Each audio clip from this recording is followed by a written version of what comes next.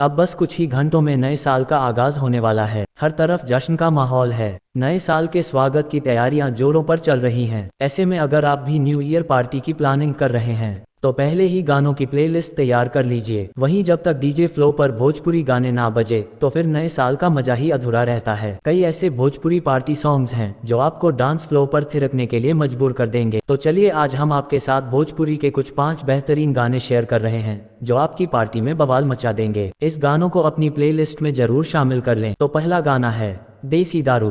अक्षरा सिंह का नया गाना देसी दारू रिलीज हुआ है जो खूब ट्रेंड में है। इस गाने पर आप अपनी गर्ल गैंग के साथ जमकर डांस कर सकते हैं। दूसरा गाना है लगावे लू जब लिपस्टिक। भोजपुरी गानों की बात हो और पवन सिंह का सुपरहिट गाना लगावे लू जब लिपस्टिक का जरिक ना हो, भला ऐसा हो सकता है क्या। इस गाने ने अपनी धुन पर पूरी दुनिया झूमने पर मजबूर किया है। ऐसे में इस धमाकेदार गाने के साथ आप अपनी पार्टी की शुरुआत कर सकते हैं। तीसरा गाना है पानी पानी। वहीं अपने प्लेलिस्ट में आप अक्षरा सिंह और खेसारी लाल यादव का गाना पानी पानी भी शामिल कर सकते हैं। खास बात बता दें कि इस गाने में बॉलीवुड रैपर बादशाह ने रैप भी किया है। चौथा गाना है तुमसा कोई प्यारा कोई मासूम नहीं है।